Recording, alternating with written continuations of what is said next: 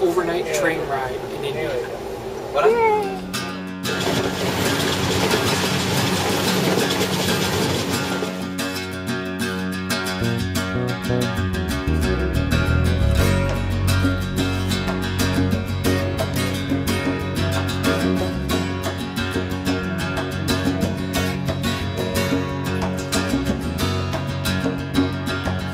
Look at this, we all eat everyone's food. Very pleasant riding a train in India. I don't like crowded. It's been great. We just ordered our dinner, so we got about another almost 12 hours to go, and we'll be there.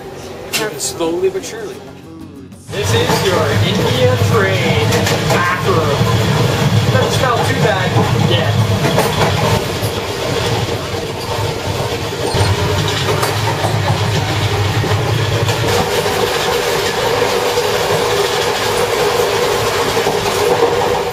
Okay, so it's 8:40 and we're about to go to bed. We have to get up at 4 a.m. This is our 3-tier sleeper and this is my comfy cozy bed for the night. I'm at the very top of the train. Yikes!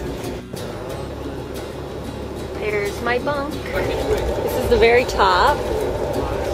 I'm at the top.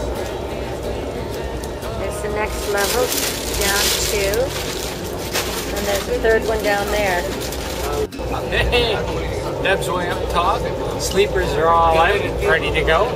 It's a little small, but we'll all make it. You gotta set your alarm, that's for sure. Otherwise, you'll never be able to get off the train in time.